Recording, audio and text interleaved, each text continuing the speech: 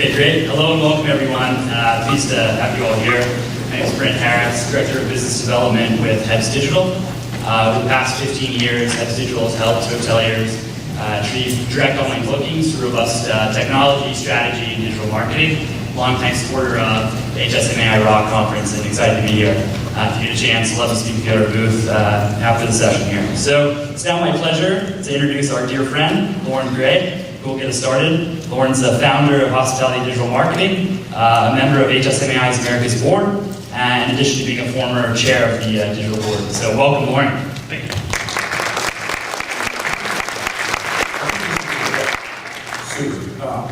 Hi everyone, and I only have 30 minutes, and it's nice to know that I don't have the room here, so you know that I talk really fast. Sorry, I will. A little bit, because we have to solve the world's problems in a very short, easy step. Some things to consider. I am taking us out of the full screen mode because I have some video inserts. There, where'd that go? Alright, because there's some video inserts to add to our conversation out of all this. The title of the presentation today was Tomorrow is Today. It was a watered down version of Armageddon, and the meteoroid is hitting the marketing world. I didn't want to be over dramatic with this, so we changed that. So I made this new statement: welcome to the good old days. We will look back on this time as the good old days.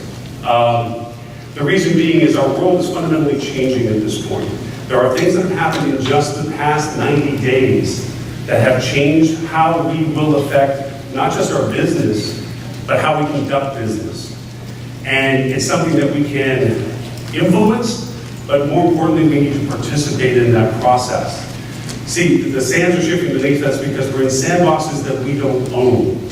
We're in the world of Google, and we're in the world of Facebook. And we follow their rules, and their rules are constantly changing. And their world now is in AI. Now, Google used to be, and we used to quip about this, Google was do no evil. That was nice. Then it turned into we want to give the most relevant answer to your question. That was nice. Now, we want to be your ultimate assistant. What does that mean, ultimate assistant? It means that if you ask a question, you get an answer. Not choices and answers. Not here's the best we think you're interested in, but here is your answer. And in order to do that, without getting too much into the technicalities of things, they've been using AI for a while for search results. AI, artificial intelligence, is a self-learning program. I have a dear friend that works in Watson, and he used to be a programmer, now he is an educator. That is his actual title. Because he's teaching the computer how to think. Cases in point.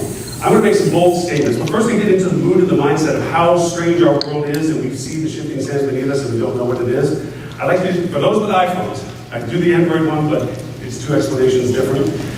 If you're an Android user and you're an iPhone person, maybe the one, take your iPhones out, and I'd love you to go over and just follow the following steps. That's why I type them out.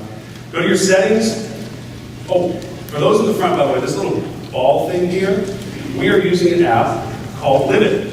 It is an app that does live 360 broadcasting. We hope to get to that conversation at the end of the 30 minutes, but no, my luck with it. But it's doing live 360 broadcast for us. We're also doing Facebook Live in the back, and that's our world we live in, and we'll be talking about that towards the end of our conversation.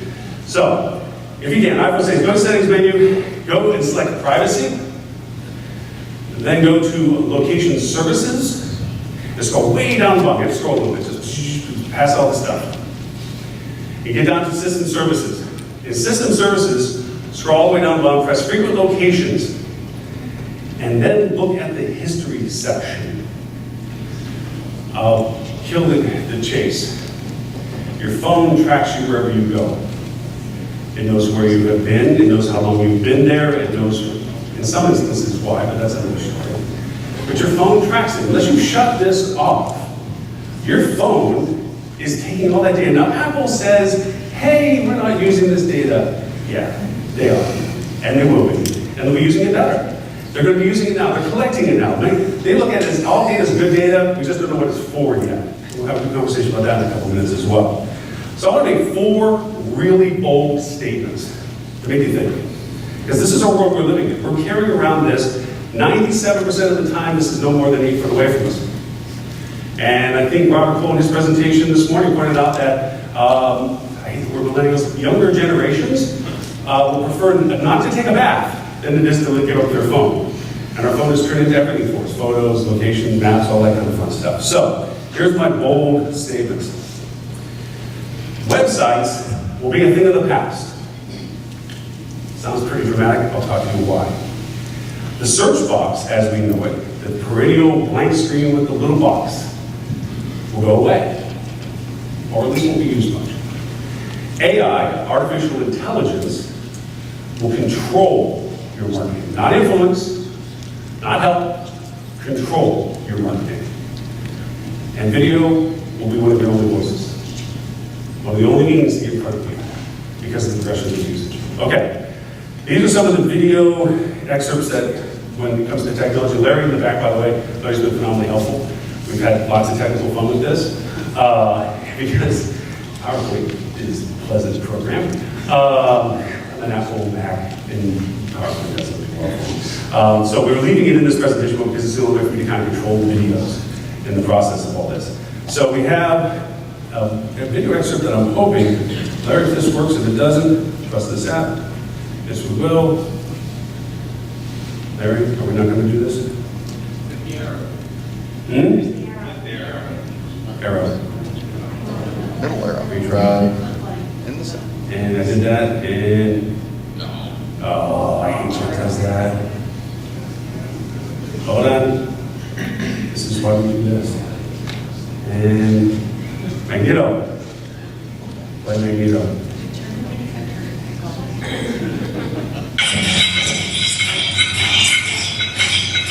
25 seconds long. All that for 5 seconds. All right. Wonderful technology. We're talking technology that doesn't work. Why play that? Mainly because of all we need. Dynamic content generation. In this room right now, and I'm not going to make eye contact with anybody that I'm talking about at this point, there are people that are developing exactly what we're talking about, and that is dynamic content generated portals. What the heck is that? That is a website that doesn't have form or function, no framework, no. We make websites thinking how we want to navigate our guests as they experience us. When they find us and they come to us, we think we have to give them all these navigation options, where to find, so forth. And now traditionally used to be out of a big home page, and we cluttered the crap out of that. With so much navigation, we just piss people off. So now we try to get better. We try to bring them into the locations directly that they're most interested in. Still, we're guessing ahead of them. We don't know the intent of our users. The users know their intent.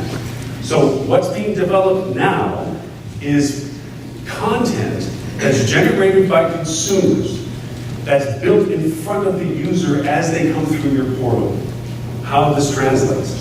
If I'm a business traveler and I come to a hotel brand site or a hotel site, because of what I've been doing on social, because of the demographic profiling that the platforms know of me, it is going to make assumptions as to what I'm there for. And because of that, it's going to show me business travel information in front of me. On top of which, it's also going to go over and give me dynamic rates and availability based on what I'm there for. So literally my experience will be dictated by my interest, my intent, a word that's going to be repetitively used. So now the same user, myself, may be looking for a transient trip.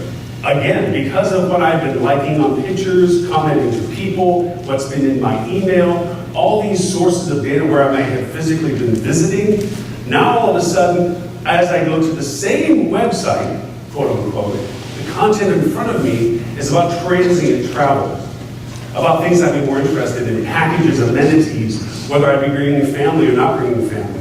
Same website, same person, different experience. And the key element to that conversation, which we'll step forward on, is dynamic rates and availability. Okay, let's not do that again. All right, well, we're going to have fun with videos all day today. All right, so how is this possible? What are these things that are influencing all this process? Bots, bots, bots, and more bots. That's the thing that's happened in the past 90 days. The big change is that Google and Apple has unlocked the ability to use some of their coolest stuff, the Siris of the world, the Google Nows of the world. These are the things that allow us to ask questions and get answers. We couldn't access that before. We couldn't access Messenger before. Why is Messenger so important? Now, this is the part that I want to solicit because there are some incredibly intelligent people in this room that I'm privileged to actually speak to and not actually for. So I'm going to ask for participation in this process. And that is, with the opening of these types of things, with the opening of Messenger, how do you think that influences you in the business of hospitality? I'll take any suggestion that you may think pop to mind. And if not, I'll start calling names for the people. What do you think? How is this important to be able to use Messenger in Facebook? Checking in, or you're in the neighborhood, oh, you just landed, welcome to such and such town. You're 60 minutes away from the hotel. Would you like X, Y, Z room? A little bit what I want to mention, the ability to push and talk to the user as they're engaged based on the location, whether they arrive at the airport, whether they're in proximity to your hotel, whether you want to let them know of something that they may be of particular interest. You've never really had that ability before, because for those that have had to practically use this, unless you had that person's cell phone number to be able to text them and actually give you permission to text them, you had really no methodology to communicate with them, other than the hopeful email that they would hopefully open at a time, hopefully before they needed the information that you're hopefully sending them. Now you have the ability to trigger information to them based on the value of where they're located, the time that you're reaching out to them, and the information that you're providing them. It's a huge step forward for us to talk not to groups of people, not to the impressions of traffic that come to your website, but to the individual person that's enjoying your product, the ability to message them directly. And Google and Apple have opened up that ability for us. Amazon, anybody want to echo? Robert? Just one thing to add, the power of, say, Facebook's Messenger API. Uber has taken their entire app, which is a pretty powerful app of being able to see where the car is, to be able to transact your payment, everything like that. It runs inside of Facebook Messenger. There's no need to download the Uber app anymore if you use Facebook Messenger. Apps are going away as well. I mean, we could make a whole list of things of the world changing, and apps is another one. Right now, Google already has the ability for you to pull data out of apps and use it as results within search engine result pages. Where before it used to be you had to have the app in order to actually get that data, Uber being one of those things, the ability to communicate and use the functionality of it. So Amazon, does anyone own Echo? Tim, I know you do, yes? A few? I know that Trevor has, we were talking about this earlier, he was helping talk about some of the points to make with this. And it's funny, when Amazon first launched, they had 16 functionalities. What was the weather, play me the song, it was kind of pretty cool, but it was basic functional. It now has over 1,000 functions. What do we mean by functions? Oh, kayaks there. Hi, I live in the room. They're there. Airbnb's coming online. You can buy products. You already know with Amazon Prime that you can go over and say, I need this, I need that, I can buy this, I can buy that. You can ask for recipes. You can do crazy stuff with it. And there's even more programs that make you make more programs, which IFTT, if and that allows you to actually make other things that maybe are more customizable to you. And you want them to do certain functionalities for it. And then of course Microsoft, if anybody's bought a new car recently, one of the main features that they push, and now it's turning into more standard functionality, is the ability, of course, it was the Bluetooth connectivity, but now you can talk and get weather, you can talk and get traffic, you can talk and get reservations, you can talk and do a lot of stuff through Microsoft's interface with cars. Tesla's a whole other example of things to have fun with. All right, we're going to try videography yet again. Let's see. No, it's not going to work. We just didn't pull this off. We wanted to. All right, let's go back to the dashboard. This really was. This is going to kill me on time. All right. Unfortunately, what I would love to go over and have is I'm going to play this one just because it's fun. It's okay. Perhaps the professor can use your computer. Please. Computer? Computer? I remember this movie. I watched it. Hello, computer. Just use the keyboard. Keyboard. Oh, great.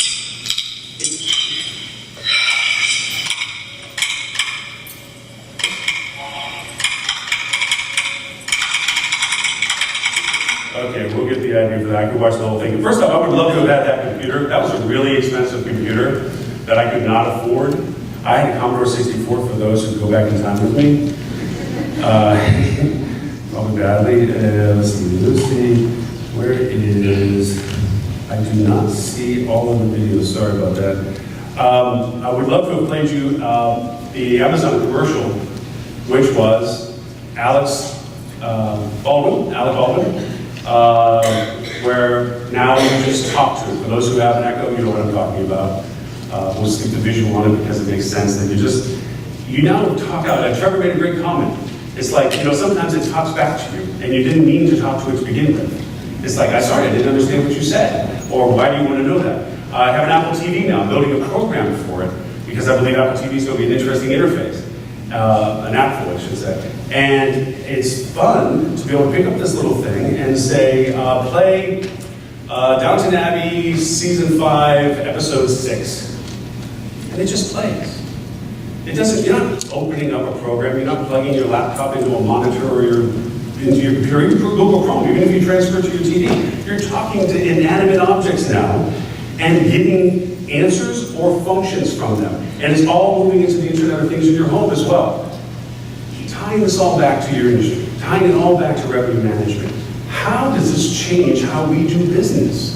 If I'm talking to an inanimate object in my home, what do you do with that? I'm asking sincerely, because I'm not here to give the answer, I'm actually here to ask the question. What do you think we can do with that? As revenue managers, what are we doing with that knowledge? We know it's coming. We're using it already. It's only a matter of time before these platforms step into place. You know who's going to step into them? The kayaks, the TripAdvisors, the ones that can bring to scale the real value of the proposition of communication.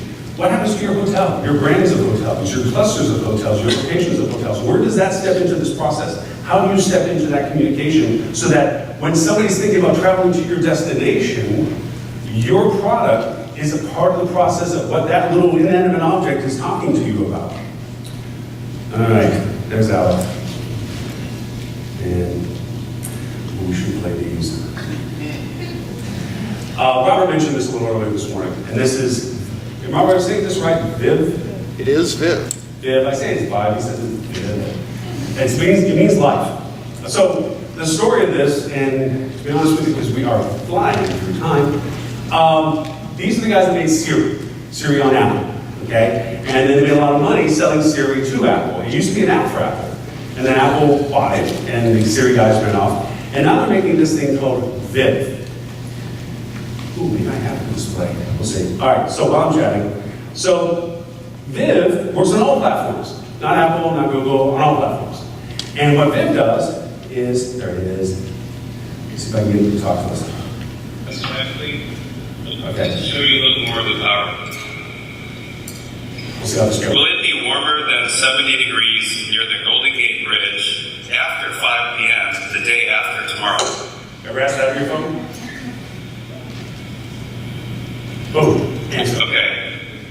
So this is a pretty sophisticated query. Very few assistants in the world do stuff like this, but this is where Viv can be trained up by developers. So with that, let's go behind the scenes. Let me show you a little bit about how this works. This is the slightly boring part, but geeky part. Okay, so what we're looking at here is the Viv Developer Center. This is a place where developers will go and develop new apps and teach Viv new things. So what I'm going to do is I'm going to load one of the queries that I did earlier. I'm going to run that. And then we are going to open the curtains a little bit and take a look at what's going on inside. So, looks fairly straightforward here, but there's actually something pretty extraordinary going on. So, the first thing that we do is we have our friends from Nuance who we're using for our speech recognition today, turn the sounds into words. Then you can see we have a very sophisticated natural language understanding, and that generates something called an intent. But then here's where the magic comes in. So we've got a new technology that we've been working on, patenting. It's a computer science breakthrough called dynamic program generation. So when it understood the intent of the user, it generated this program. So this is software that's writing itself. Let's stop there. Software that's writing itself in less than 10 milliseconds. It heard what you said, keyword intent, understood by words, translated into action, created a program to generate the answer he gave you, and remembers that the next time he needs it, and builds on it for the next question that may be similar to it.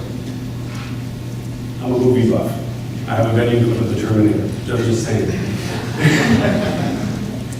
I feel like we're building Skynet, because in all actuality, we're creating programs that run programs, and they're getting smarter, which goes to my third point of what we're doing about market intelligence. So, go down there, we slide down this way. Okay. Talking again about inanimate objects, we talked about all of these things that are happening in the space right now. OS 10 is rolling out. In OS 10, Siri is now going to be a part of your laptop. Now, Cortana's been doing that for a while. Microsoft's been this redheaded stepchild of doing something cool but not getting the recognition for it. They've been doing that for a while between all the platforms. They're doing a really good job of it, but you know what? They're not as sexy as Apple, and Siri is cool, and now that they're doing it on the Mac and spoken, they're just thinking it's the greatest thing since sliced bread. Alexa is getting smarter. All of these things are connecting to all of the Internet of Things. Your car's going to be talking to you, your refrigerator is going to be talking to you. You see that $6,000 refrigerator from Samsung that shows you what's inside and you can actually make orders and stuff? It's crazy, and it talks to the Internet and lets you know when you need to buy things. Your washing machines, your water heaters, your air conditioning units all come Wi-Fi enabled. All that data. Why is it important to know that your air conditioner, your Nest, for those who have it, go down in temperature when you leave home? Because that means you left home, which means you're traveling, which means that data is useful to somebody. That somebody should be us. We're the ones that should be interested in our behavior habits of our guests. We're the ones that should know what they're doing so that we can then best leverage that knowledge to know how to give the most relevant content to our potential guests. But wait, the Internet is faster than us. Let's talk briefly about what's currently happening right now. We're familiar with the term meta search. And for those who aren't, meta search is this scary stuff. Why am I not in this Google Finder, knowledge graph, in the three pack? And why in TripAdvisor am I not in this area? And why on Kayak am I not on the top end? And why am I not in all these other, just Skyscanner and all these things? How do I get there? Ta-da, meta search. It's been going on. There's lots of people who are doing meta search. So let's not say that this is a pitch to do meta search. And it's a very high strata, it's a very high balancing act between budgets and bidding and dynamics and content, and a lot of it has to do with connectivity. And this is the point to be made of this. Meta search has allowed us to connect what's called ARI, okay, which is availability, rates, and information for the general terms. And Google and Facebook are voraciously eating this data up, okay? Because they're using it. Anybody heard of recently Facebook's DAT, the dynamic ad traveling ads, where they're now using the demographic profiling that they know about their users to then offer rates and availability in real time. How many people you see an ad on Facebook or Google and it says $129, and you click it and the best rate you can find is $199? That's static data. That's not correlated to the ad, that's a static ad, static data. And even if it's connected to a meta search, if it's not pulling dynamic data in real time, like is in every millisecond, 95% accuracy kind of data, then you're not going to get the actual rate that's showing in the ad, because the ad was literally generated using that dynamic data from your inventory and your rate currently available at that moment. That's the real conversion value. And if you're advertising $129, when you click on it, you want to see a $129 rate availability. That's dynamic data. Now, we're so willing and wanting to be relevant in the world of Google and search and relevance in platforms such as Kayak and TripAdvisor and everyone else, that we are surrendering all the data we can so that we can show up. Well, guess what? That's being used for their purposes as well. And I say they're being Google and Facebook. There's Google Hotel Finder. There's the 3-pack. There's Google's commission model. I didn't hear it.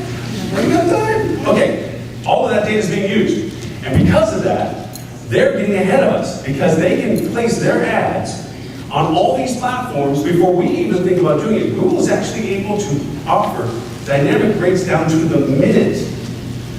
Change the rate down to the minute. As revenue managers, have you ever done rate down to the minute? But it's being done for you right now. And the point that I think Trevor made with me when we're talking about this conversation is you need to talk to your digital marketers right now Because the digital marketing teams that you work with, whether you have one or not, or have agencies that are working with, are the ones that are in this space right now. They're the ones that know this stuff, or connected to the stuff, or can connect you to the stuff. And as revenue managers, you need to create that correlation. You need to understand that your control of rates, your control of revenue yielding is down to fractions beyond what you're currently doing right now. And the collaboration in our industry between digital marketing and revenue management, if ever there was a critical tipping point, this is that time. This is the time that you need to collaborate, coordinate, and definitely create a strategy, because the machines are getting smarter and they're going to end up running this. Now, we want to run one quick video because we have really run out of time fast. Blah, blah, blah, dynamics, blah, blah, blah. Okay, if you don't know these terms, you're in trouble. Lucy, okay, I know I have this one on the screen. I already did that. Saw that in there. Again, Larry, thank you so much for having done that. Lucy, there's Lucy. This is Lucy. Imagine all the data you own, license or rent. Every research report, every article, every commission strategy deck, all collected, read, remembered, and accessible by simply asking a question. Now, think about having that ability across your entire enterprise. Imagine a marketing assistant who could answer your marketing questions, no matter how complex, crunch massive amounts of data, work quickly, helping you to create plans in as little as a day, free up your time for higher-level strategic problem-solving. Introducing Lucy, the future of marketing research, segmentation, and planning. Powered by IBM's Watson Cognitive Computing, Lucy uses natural language, allowing her to understand what you want and to provide comprehensive answers.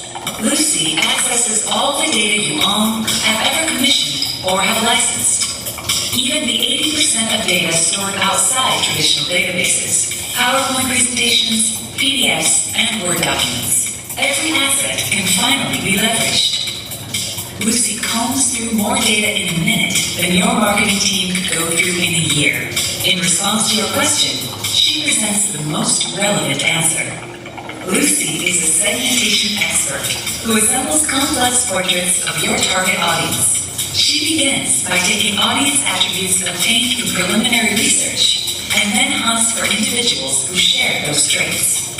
Then, through social media sources such as Facebook or Twitter and CRM data, she finds real people. The links will be available. That's real. It sounds like a fake movie commercial, doesn't it? I mean, even the voice is like, are you kidding me? They had to get that really, yeah, this is great, welcome to Mars. But it's real, Watson. They built this from Watson's brain, and it's all dedicated to market strategy. Just for in the conversation, what kind of questions would you want to ask? If you could ask questions that they're talking about doing, if you had all the data in that you thought you could, what kind of questions would you ask? Seriously, anybody, what would you ask? What's the demand going to be like in the next 2 weeks? Should I raise rates or should I? Yeah. Where should I go find my business? Did that weather thing happen last Tuesday affect business from Philadelphia? Did I lose rate from Philadelphia? Did anything last year this time influence demand versus same time last year? Was there an event? Was there weather? Was there whatever? I mean, we used to keep daily logs and stuff, and if I were to expand my spend in Facebook with this offer, what markets should I advertise in? I mean, just crazy conversation. Now think from your revenue management perspective, ownership perspective, management operations, the kind of questions you would ask, that's a melding, okay, of your marketing strategy and your revenue strategy. It's not just defining revenue and then implementation with your digital marketers and the hopeful expectations. Right? I needed them because I will go on. It's the fact that you're putting it all together and you're able to ask those open-ended questions. What's the meaning of life? Explain the universe in 2 examples. Strange things like that, but that's real. It's coming next month. I mean, it literally will come next month. It's $30 a month. $30 a month. Now you got to dump a lot of junk in it. Structured, unstructured, everything. But think about this. Hey, I read an article about such and such news impact. Did that have any influence on the airlift from Boston to our destination market? I guess it did, because Boston had this or that Boston had that. Or you know what? This airline dropped this much lift. You've got to tie those to what's called APIs, those connectivities to all that data so we can answer those types of questions. But the functionality is there.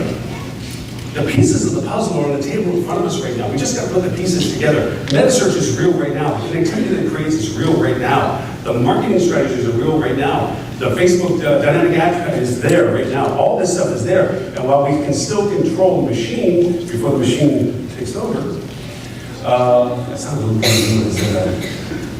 We should take full advantage of it. Awareness is half the battle of AV, and we'll do something with it. So, that was my Terminator Skynet thing. We don't have time. Okay, toys. Video. Video is your voice. Somebody boldly went over and said that 75% of all advertising on Facebook will be video-based by 2020. Don't believe it. I think what it does mean is that video will be a very predominant part of what you do.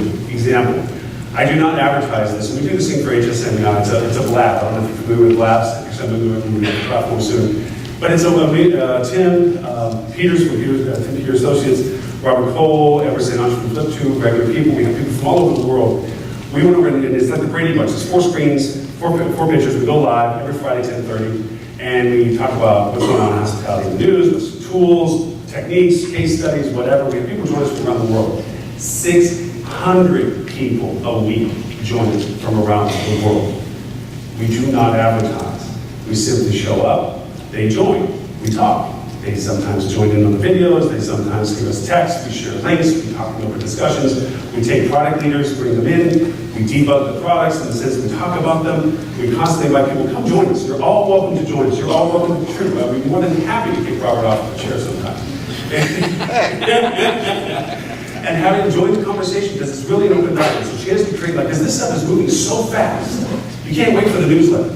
You can't wait for a conference. You can't wait for keeping up with news presentations. It's about awareness in real time, just as much as it is acting on it. Nothing worse than a meeting you're talking you don't do afterwards.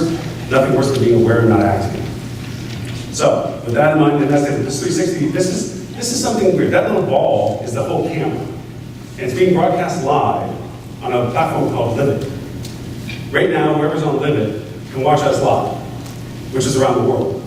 My wife in the back is gracious enough to be doing this with my phone, Facebook Live. And again, not knowing, but last night we were at Flip Two's party. We did a quick little live video from it. I think we're 150 people watching so far. For what?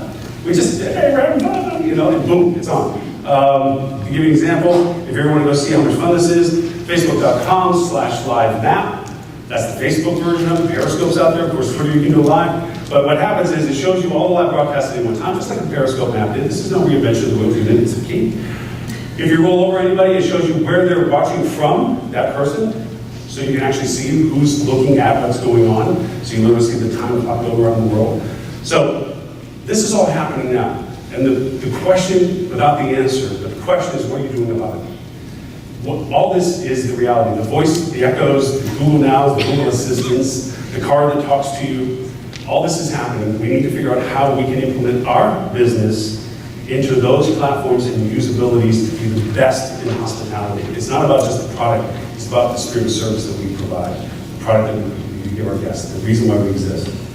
And with that, this link, all this is there, but definitely stay HSMAI. Again, if you know, this is for HSMI. So HSMI will release all this stuff, but after 6 tonight, all this stuff will be there.